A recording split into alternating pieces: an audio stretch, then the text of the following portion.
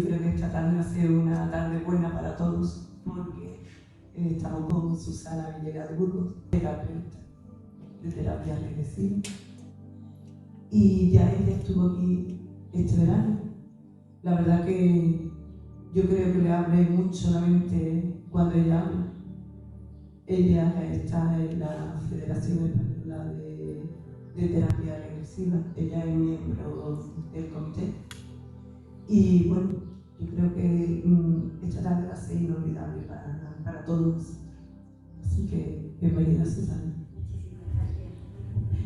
Muchísimas gracias. Bueno, gracias a todos por estar aquí, por haberos desplazado de Jerez y otros de otros sitios. El tema de hoy he elegido el vientre materno y el destino de las almas. ¿Por qué he elegido ese? Porque todos hemos estado, hombres, mujeres, dentro de un vientre. Y ahí esos 9 meses pasan muchas cosas. Y muchas de esas cosas que pasan hacen que muchas personas que quieren ser mamá, primero lo pasen mal, porque igual no se quedan. Igual se han quedado embarazadas y no era el momento porque se ha pillado de sorpresa. Cuando se han quedado embarazadas, dicen, bueno, perfecto, pero me gustaría que fuera un niño. Y luego resulta que no es un niño, es una niña. Y bueno, o estás embarazada con toda la ilusión del mundo y hay un aborto. Igual te vuelves a quedar y hay otro aborto. Es decir, nada de eso es por casualidad. ¿Cómo llegamos al vientre materno? ¿Y por qué llegamos al vientre materno de la madre que, podemos decir, nos ha tocado? Bien, pues ahí podría citar a un doctor, Michael Newton, y este tiene 55 casos que he cogido donde esos pacientes dicen, describen todo lo que vivimos, cuándo desencarnamos, a dónde vamos, lo que hacemos, hasta que volvemos. ¿Cómo se elige al padre con el que vamos a compartir la vida, los padres? Que hay veces que lo decidimos nosotros mismos, pero hay veces que no. ¿Y qué hace que a veces no lo decidamos nosotros? Porque esos padres con los que vamos a nacer ya hemos tenido experiencias en otras vidas. Y a lo mejor esas experiencias en otras vidas no han sido las mejores.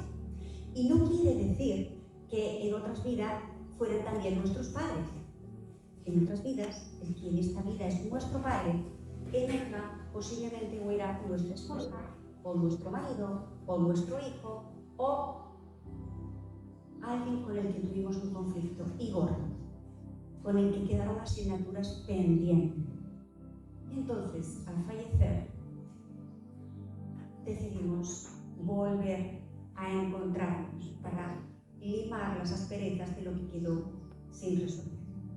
Bien, ¿por qué a veces no lo elegimos nosotros y son esos seres que hay, esos maestros que están ahí los que nos dicen, no, estos son tus mejores, estos son los padres? Porque son con los que realmente tú vas a trabajar aquello que necesitas trabajar. Y vamos a poner un ejemplo. Yo he tenido a veces en mi consulta gente que ha venido a trabajar pues la relación con los padres.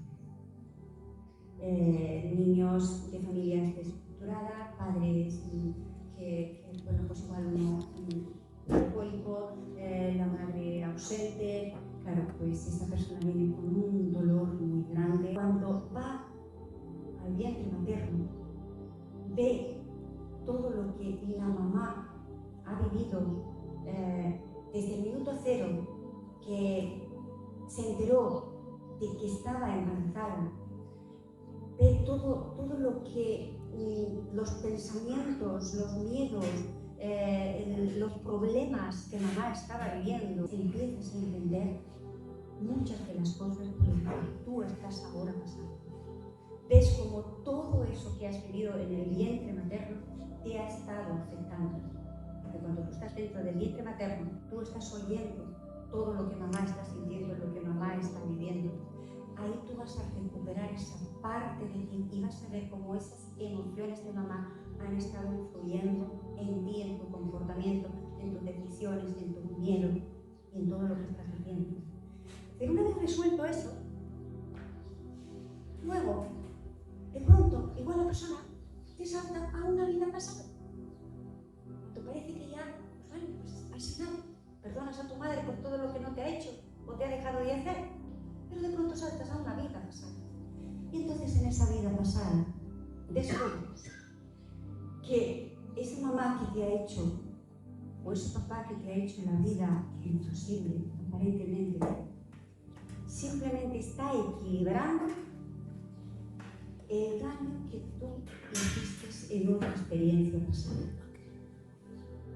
Entonces, para tú entender el daño que hiciste en esa vida pasada, eliges esos padres, donde vas a pasar por una serie de situaciones que de alguna manera equilibrarás ese daño que de alguna forma hemos ocasionado. Eso puede pasar. Y hasta que no te das cuenta de que en el fondo estás con una actitud de víctima, por lo general detrás de una víctima hay un perdón. Ha habido una persona que en algún momento hizo algo doloroso, hizo cosas que nadie le va a juzgar. Es decir, no es que cuando mueras tú has hecho esto, tú lo paras. No, tú mismo al morir, cuando ves, porque es como si te pasaran imágenes de todo lo que tú has hecho a lo largo de tu vida, tú mismo ves el daño, reconoces el daño que has hecho a esas personas. Y entonces es cuando tú decides, me quiero poner en su lugar, quiero experimentar eso, merezco eso. ¿Qué pasa? Que cuando nacemos todo eso lo olvidamos. Olvidamos por qué estamos aquí. Eso quiere decir que tú tengas que seguir, como algunas veces las personas piensan, esto es un karma y me voy a quedar en esta situación porque así la próxima vida ya lo repito. Es un error, porque realmente el karma no es castigo, el karma es conocimiento. En el momento que entiendes que eres tú el que te has castigado por lo que hiciste y el que has decidido vivir lo que estás viviendo, en ese momento ya has entendido que lo único que nadie te estaba castigando ni maltratando, eres tú el que de alguna forma no te estabas respetando, no estabas donde tenías que estar. Y ahí es cuando, de alguna forma, esa experiencia sanas. Terminas con esa consecuencia de vidas tras vidas tras vidas, repitiendo, porque hay personas que se van a una vida pasada y van de víctima, se van a otra exactamente igual, y a otra igual, y a otra igual. Es decir, ¿por qué? Porque no se ha aprendido, no se ha tomado conciencia, que en el fondo hemos venido a aprender a amar y a perdonar, pero empezando por nosotros mismos. Porque la mayoría de las veces todo lo que vivimos es porque no nos hemos perdonado a nosotros de lo que hemos hecho, de lo que hemos vivido. O sea que lo hemos olvidado. ¿Qué es lo que haces con la terapia regresiva? Recordar quién eres. ¿Qué haces aquí? ¿Por qué estás viviendo lo que estás viviendo y por qué lo estás viviendo con esas personas? Eso es lo que va a hacer que cuando tú mires a esa persona que no te está tratando bien, es cuando tú podrás decir, hasta aquí. Ahora ya entiendo, ya estoy en paz contigo, y estoy en paz conmigo. Y desde ahí es donde te puedes quedar o te puedes ir. Y el simple hecho del cambio que tú hagas, ese cambio en ti, de haber entendido la transformación en las personas que tienes enfrente, también se produce. Somos energía, aunque tengamos este cuerpo y pensemos que este cuerpo no es todo. Este cuerpo solamente es la casa donde nos hemos hospedado para tener esta experiencia humana y a hacer el trabajo que está pendiente. Entonces, como energía que somos, en el momento que y cada energía tiene una frecuencia. En el momento que tú cambias la frecuencia de estar en negativo a estar en positivo, esa frecuencia la vas a radiar. La vas a radiar a las personas con las que están. Y solo con tu cambio, y cuánta gente lo habrá visto más de una vez, que cuando la persona ha cambiado, cuando tú cambias, empiezan a cambiar las cosas alrededor y dices, ostras, esta persona ha cambiado. No, has cambiado tú en la forma en la que lo estás mirando y solamente ese hecho de cambiar la forma en la que tú lo estás viendo está cambiando a esa persona.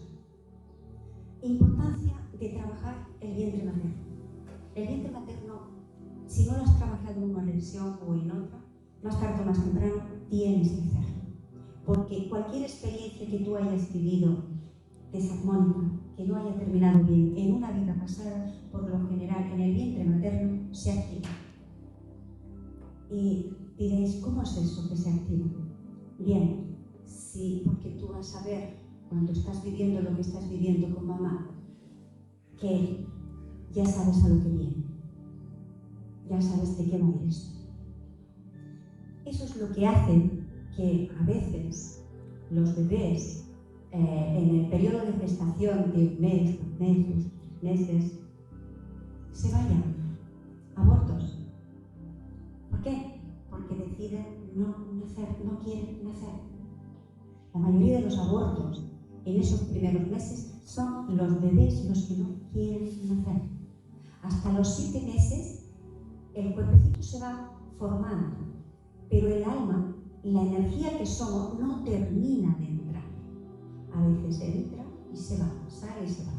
Ahí en ese momento, no, por lo general suelen estar esos guías que todos tenemos acompañando para mantenerlo cuando el bebé, cuando el alma ahí arriba y sabe que tiene que venir y no quiere venir, casi esforzada a venir en cierto modo, porque ya lleva demasiado tiempo de reposo, tienes que seguir trabajando, ¿no? Entonces viene y lo acompaña para que termine de hacer su trabajo, pero no siempre, a veces, y por eso hay un aborto, otro aborto, otro aborto. No lo digo yo, lo dicen las personas cuando están en regresión, cuando cuentan por qué se han ido, y a lo mejor lo está contando. Imaginaros un caso. Él tenía problemas con la familia y tal, ¿no? En la regresión, cuando está dentro del vientre materno, él dice que ella había abortado, que él se había ido varias veces. Había venido varias veces, pero varias veces se había ido. Y nacieron varios hermanos, y ya el cuarto, él volvió a nacer y terminó. Y por eso estaba allí con su hijo. Es decir, que hay veces que los abortos que se han tenido, tú vas a ser el padre y más tarde o más temprano vendrá a ti, de una manera o de otra. Entonces, ¿qué pasa? Porque con esos primeros meses se salen con la suya. Fíjate cuántas mujeres se la han considerado no aptas, no válidas, y lo que han sufrido porque no podían tener hijos, echándole las culpas a la mujer porque no podía tener hijos, y no era normal. Eran ellos que sabían a lo que venían, a dónde venían y a lo que se tenían que enfrentar, y decidían largarse. Bien, a partir del séptimo mes ya está prácticamente todo hecho. Ya no es fácil, ya no pueden salir, ya se quedan dentro del cuerpo. ¿Qué es lo que hacen entonces? Pues conforme se va acercando, hacen diferentes cosas. Vuelta de cordón. ¿Cuántos han nacido con vuelta de cordón? Pues, ¿qué te dicen cuando se dan la vuelta de cordón? Si me muero, no nazco. Y ellos con sus manitas se envuelven para no nacer. ¿Qué pasa? Que ahora la medicina está muy avanzada y a pesar de hacer cesárea y sacan al bebé. Pero sus palabras son, cuando vienen con vuelta de cordón, es esa. Luego hay otros que nacen de nada. Ya de entrada, cuando nacen de nada, ya te están diciendo, además lo dicen, lo que piensan del mundo. No les gusta para nada. Hace unos días tenía una paciente en la que, como sabía perfectamente lo que venía y no quería y tal, se resistía y te explica, me he dado la vuelta. ¿Y por qué te has dado la vuelta? Me pregunta, ¿por qué te has dado la vuelta? Porque así estoy cerca del corazón de mamá. Así escucho los latidos de mamá. Yo no quiero salir de aquí. Yo estoy bien aquí dentro. Yo no quiero salir. Es decir, se da la vuelta y pone la cabecita al revés. No quiere salir. ¿Qué pasa cuando el bebé nace, pues bueno, forzado, es decir, con fuerza? Pues también tiene secuelas. Ahí el niño ofrece resistencia porque en el fondo se resiste a salir. Pero ese momento en el que está ahí, en ese canal del parto, las secuelas pueden ser muy grandes, entre ellas fuertes dolores de cabeza. Hay muchas personas con jaquecas migrañosas, dolores muy fuertes de cabeza, y la mayoría de las veces son provocadas por esa salida por este foso. Están presionando el cráneo. E incluso hay personas que tienen incluso lazos de bloqueos, como de quedarse, de no saber qué hacer. Y eso se ha gestado en ese momento, donde ha habido un momento mientras te han puesto el foso para sacarte, que te quedas sin conocimiento, sin pensamiento, sin saber dónde estás, qué está pasando, ¿no? Pues todo eso influye en nosotros. Y a veces un dolor de cabeza, una migraña crónica, yendo a ese momento, viviendo esa experiencia, viendo qué es lo que te ha producido, sacando esa energía, porque en el fondo todos los pensamientos que tenemos, aunque no los podamos ver, es como la electricidad, como la energía, no la vemos, ¿verdad? Pero está ahí. Pues el pensamiento es como energía y tiene forma. Y esa forma y esa energía de ese pensamiento que hemos tenido, de esa vivencia que hemos tenido, se queda ahí. Está ahí todavía en ese cerebro. O está ahí en cualquier parte del cuerpo hospedada. ¿Qué hacemos en la terapia regresiva? La persona identifica esa energía, ese pensamiento en una parte de su cuerpo, precisamente el que está afectado, el que tiene una dolencia. Se saca esa energía, se libera de esa energía y entiende de dónde te viene lo que estás pasando. Solamente con esa toma de conciencia, liberar esa energía, recuperar tu energía, es cuando tu vida puede empezar a cambiar. ¿Qué pasa cuando el bebé no quiere nacer? Hay veces que personas que nacen y a lo largo de su vida tienen un aspecto siempre que está pesado, como si la vida les pesara, como si no fluyeran, les falta motivación, falta de todo. Muchas de las veces por las que eso está pasando es porque hay una parte de nosotros que se ha quedado dentro del vientre de mamá, porque no queríamos nacer. Y sigue ahí dentro del vientre de mamá. Es un fragmento de nuestra alma que sigue ahí dentro. Entonces, evidentemente, en el momento que tú recuperas ese fragmento, empiezas a tener una vitalidad, una energía, una fuerza y un comportamiento muy diferente. Esto quiere decir que tú vayas a resolver todo en una regresión. Va a depender del atrapamiento y que tengas y que traigas. A veces es necesario hacerlos en 2 veces, porque hay mucho que trabajar. Hay personas que la gestación ha sido muy dura y muy difícil, entonces el trabajo tiene que ser muy concienzudo. Pero por supuesto que se llega al fondo, que se puede llegar al fondo.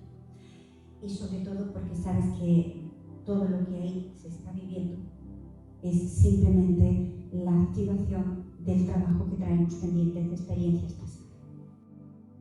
Bien, ¿qué pasa cuando el niño nace y directamente lo coge el médico, se lo lleva, lo limpia o lo mete en una incubadora? Pues también tiene consecuencias. ese niño ha estado ahí dentro de mente de mamá.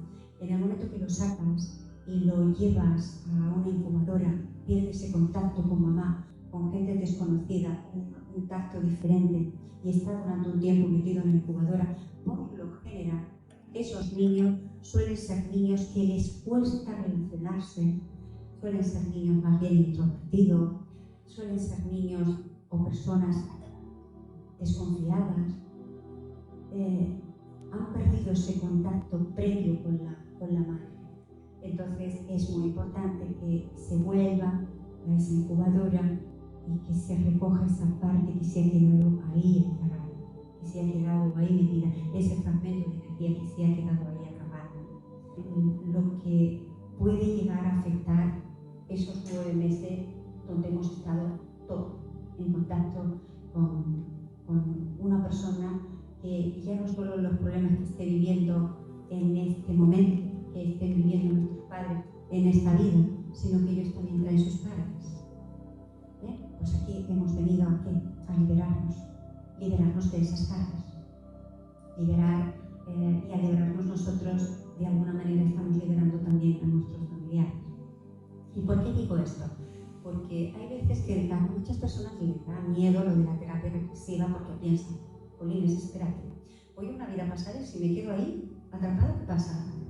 Y si luego vuelvo y me creo que soy la reina de Saba, ¿cómo es esto? No, realmente miedo es vivir en el atrapamiento en el que estamos. Eso sí que es un miedo.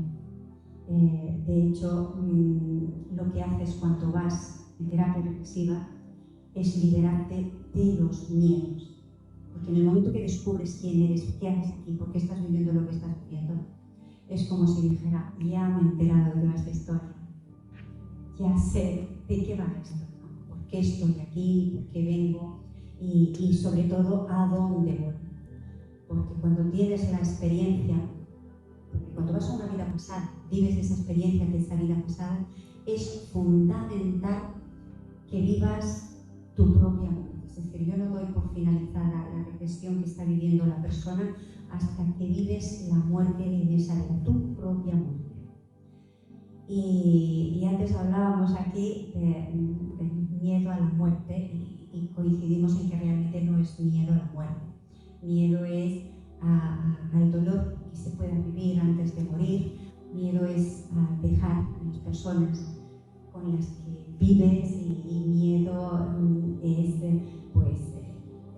ir a algo que no conoces, que no sabes qué va a haber aún, ¿no? Bueno, pues cuando vivencias tu muerte en una vida pasada, lo primero que vas a descubrir, porque una de las cosas que hacemos cuando estás viviendo esa experiencia es pasar a instantes previos a tu muerte. Una de las preguntas que hacemos es ¿cuál es tu último pensamiento antes de morir? Y ahí el pensamiento es ese, mi familia les dejo solo, ¿qué van a hacer sin mí? No me quiero morir, soy demasiado joven. Hay frases muy significativas que de alguna manera van a marcar trabajo que luego vas a tener que hacer. En el caso de mi familia, ¿qué van a hacer sin mí? No puedo dejarles tal. Pues posiblemente en la siguiente vida vas a venir a trabajar el apego, a entender que tu familia va a seguir adelante sin necesidad de que tú estés y que tu familia no depende de ti, tu familia ha venido a hacer su propio trabajo. Igual que nosotros no podemos ayudar a nuestros hijos, por muy ingenieros o una carrera diplomada que tengamos, ir a la universidad, hacerle los exámenes a él, lo tienes que hacer él, lo tiene que aprobar él. De la misma manera, nosotros no podemos resolver la vida de nuestra familia. Y hemos estado hasta donde tenemos que llegar. Y a partir de ahí, todo lo que viva forma parte de su tarea, de su trabajo en esta vida. Entonces, cuando fallece, le llega al momento en el que se ha parado el corazón, la siguiente pregunta es, fíjate, ¿qué pasará contigo? Y te dicen, pues lo estoy abandonando. ¿Y por dónde lo abandonas? Unos igual lo abandonan por el plexo solar, otro lo abandona por el pecho, otro por la boca, otro por la cabeza. Depende. Cada uno lo va a abandonar por un sitio. Otros simplemente salen directamente. Pero sí te describe cómo salimos del cuerpo.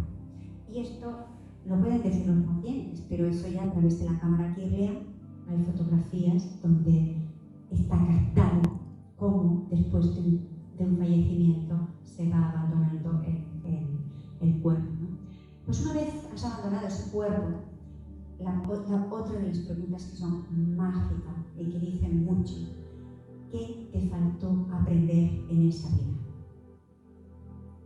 Y ahí el 90%, por no decir el 100% de lo que decimos todo: aprender a amar, aprender a perdonar, amarme.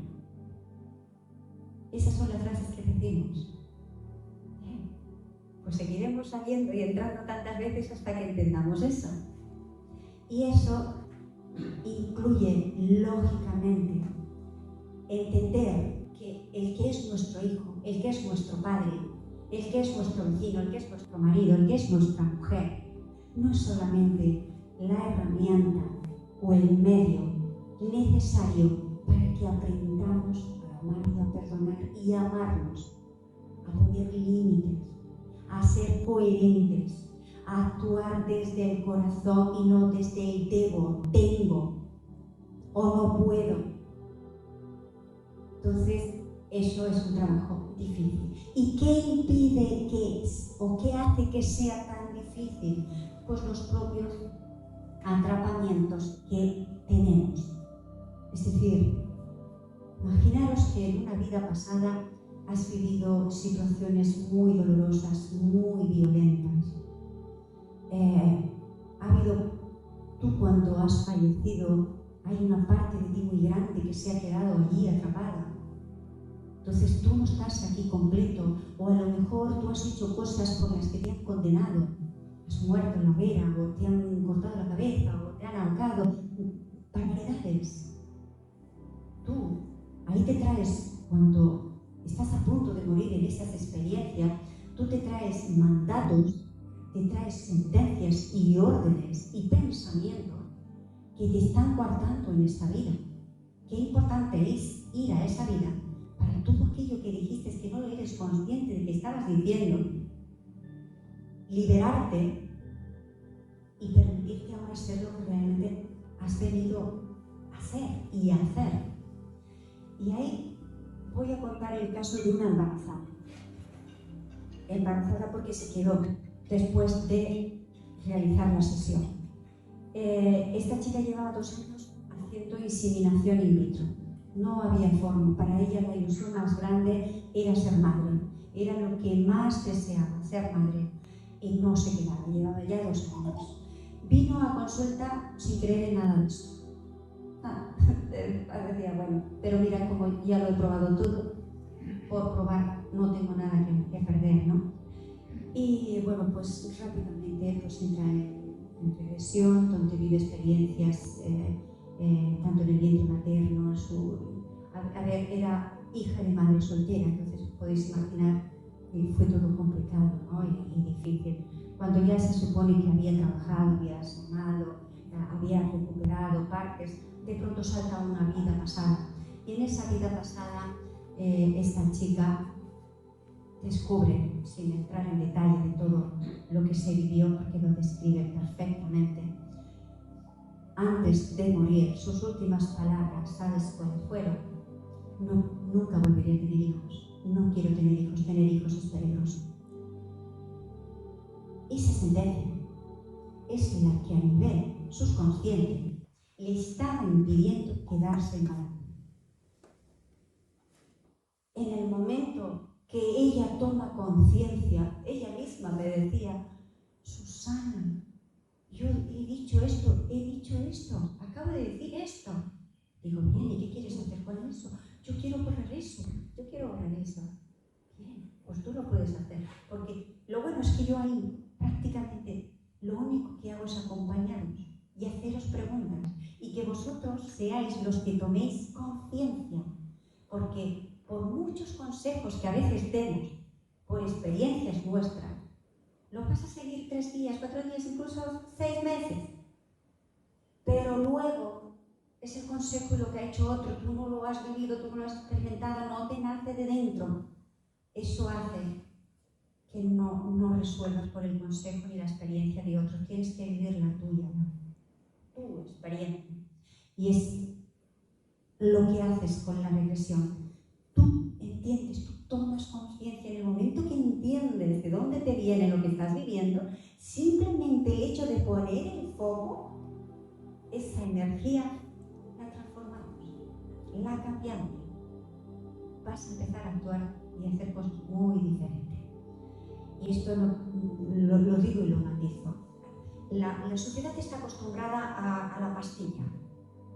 Es decir, me duele la cabeza, me voy, me como una pastilla, dolor de cabeza y ya está. Sentarte a ver qué te ha producido el dolor de cabeza es pérdida de tiempo.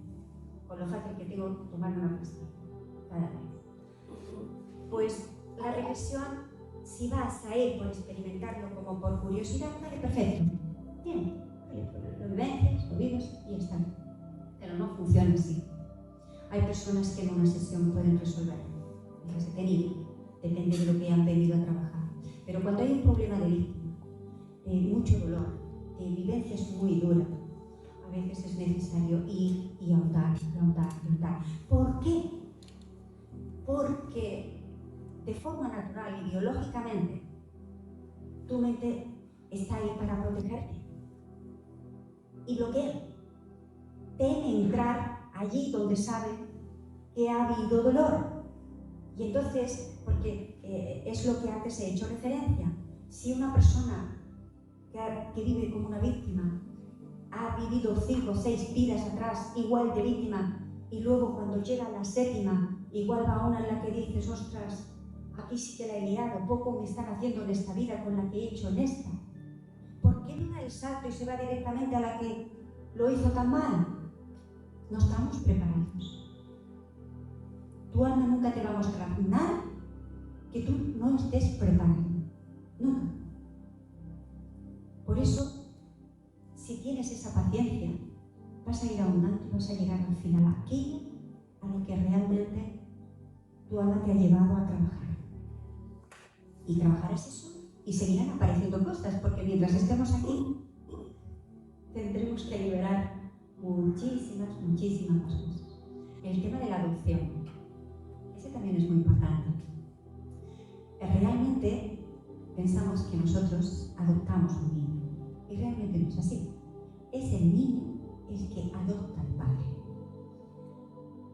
Realmente el padre que ha adoptado es el verdadero padre del niño. Lo que pasa que por las razones que sean, ese padre no puede engendrar. Entonces el niño se busca un padre biológico para venir y llegar a ese padre. Y esto, muchos testimonios te lo dicen así, de niños adoptados. Es decir, el verdadero padre es aquel con el que esté, aunque sea de adopción. Los que nacen por inseminación in vitro, exactamente igual. Es la forma que eligen para llegar al padre. Es curioso, pero es así. Entonces, qué fácil sería si todo esto lo conociéramos.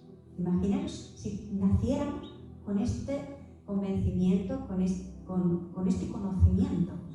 Pitágoras, una de sus frases que yo siempre la repetiré y que él decía, recuerda quién eres, recuerda quién eres. Hemos olvidado quiénes somos en un momento dado, por la razón que sea, olvidamos quién somos. Nos hicimos rehenes de nuestras emociones, porque no nos matan los hechos ni los acontecimientos, sino los pensamientos que tenemos sobre las vivencias que tenemos. Los pensamientos que tenemos sobre lo que creemos que es, sin tan siquiera poder asegurar que ese pensamiento sea cierto al 100%. ¿Y qué te lleva a tener esos pensamientos, a vivir las cosas como las vives? Bien, pues todo eso que hay dentro de nosotros, en esta casa donde nos hemos hospedado, donde nos sentimos seguros, pues esa casa está llena de trastos. Entonces nos preocupamos más en limpiar la casa del vecino en ver lo que está haciendo el vecino y nuestra casa la tenemos abandonada. Y yo creo que estamos en un momento de la vida en la que debemos empezar a entrar dentro de casa y ver qué hay dentro que nos está impidiendo ser quien realmente somos. Se están dando todas las coordenadas, todas las circunstancias, todas las situaciones para que de alguna manera empecemos a sentir qué pasa. ¿Cómo es esto? ¿Cuántas guerras lidiadas? ¿Cuántas batallas llevamos lidiadas? Y esto no para. Supuestamente con todo lo avanzados que estamos, con todo lo que hemos aprendido, con todas las posibilidades que tenemos y seguimos batallando y viviendo miserias en un lado y en otro, porque seguimos señalando fuera. Somos como personas que estamos dentro de esta casa, a veces abrimos una ventana y señalamos aquel ha hecho esto, bien, y luego cerramos la puerta y seguimos dentro. Otros son más atrevidos, se creen más atrevidos, abren la puerta de la casa y empiezan a tirar petardos y fuegos, lo que sea, todo lo que hay fuera, que considera el enemigo. Bien. Otros se meten dentro de la casa y de ahí no salen, como el caracol, no sabe que puede venir un gigante, aplasta la casa y el tomar por saco casi. Bien, nada está mal. Hasta que llega un momento en que dejemos de hacer responsable a todo lo que nos rodea, porque en el fondo estamos peleando contra nosotros mismos. Porque y esto te lo encuentras cuando vas a regresión, que la persona que hay veces que está juzgando a un tipo de personas por ser como son, descubre en la regresión que está luchando justo contra lo que él fue en una vida pasada. Entonces dices, ostras, por eso te nace luchar de esa manera exacerbada contra ese sector, contra esas personas, porque en el fondo estás luchando contra lo que tú fuiste, contra lo que tú sabes que no hiciste bien. Entonces, ¿qué estamos haciendo? Luchando siempre contra nosotros mismos. Cuando dejemos de luchar contra nosotros, entonces posiblemente habrá paz. ¿Y cuándo será eso? Cuando empecemos a sacar los trastos sucios de la casa. Cuando levantamos las alfombras, madre mía, lo que sale. Lo digo, mira, yo cuando estoy en las regresiones, hay veces que me dan ganas de abrazar a la persona. Porque somos como niños. Porque ahí no controlas tú, es tu alma la que se expresa y te ves a una persona mayor que de pronto te empieza a hablar como un niño. ¿Por qué? Porque lo que está haciendo ahora es ese niño que se quedó atrapado, ese niño interior que sufrió y sigue ahí todavía, porque eso ya está demostrado científicamente. El tiempo no existe el ayer, no existe el futuro, solo existe un presente y todo está pasando aquí y ahora. ¿Eso qué quiere decir? Que aquí, en nuestro subconsciente, hay miles y miles de personalidades. Hasta que no eliminemos todas esas memorias activas en nuestro subconsciente, no seremos nosotros. Y os puedo asegurar que cuando tú te vas liberando de todo eso, tú vas a empezar a hacer cosas que jamás imaginaste.